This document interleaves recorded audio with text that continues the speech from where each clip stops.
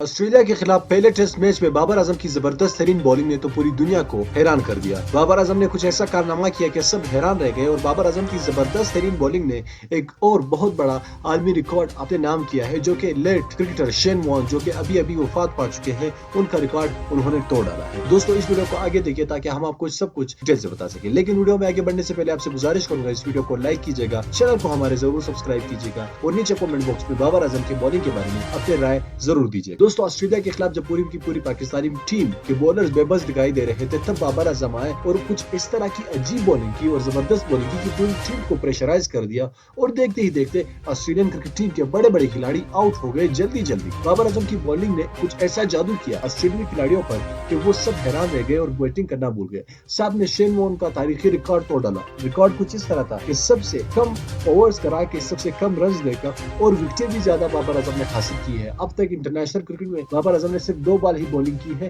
اور ان میں سے بابر اعظم نے 2 وکٹیں حاصل کی ہیں، تو یہ ایک عالمی ریکارڈ ہے۔ تو ویڈیو کو لائک کیجیے گا، نیچے کامنٹ باکس میں بابر اعظم کے لیے اپنے پیار بھرے پیغامات لازمی دیجیے گا اور نیچے کامنٹ باکس میں بابر اعظم کے لیے اس ویڈیو کو لائک